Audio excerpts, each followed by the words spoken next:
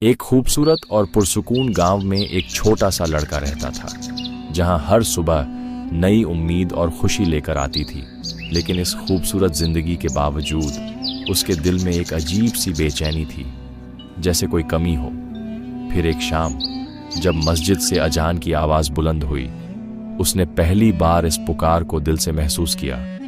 وہ آہستہ آہستہ مسجد کے اندر داخل ہوا، جہاں ایک بزرگ سکون کے ساتھ قرآن پاک کی تلاوت کر رہے تھے اور ماحول بے حد پرسکون تھا۔ بزرگ نے محبت سے کہا، بیٹا، اصل سکون صرف اللہ کی عبادت میں ہے۔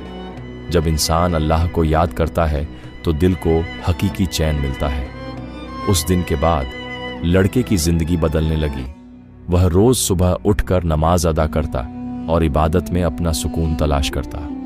اب اس کے چہرے پر مسکراہٹ تھی اور دل میں گہرا سکون جو صرف اللہ کی عبادت سے حاصل ہوتا ہے۔ اب وہ دوسروں کو بھی مسجد کی طرف بلاتا تاکہ وہ بھی اس سکون کو محسوس کر سکیں۔ یاد رکھیں، اصل سکون نہ دولت میں ہے اور نہ دنیا کی چیزوں میں، بلکہ اللہ کی یاد اور عبادت میں ہے۔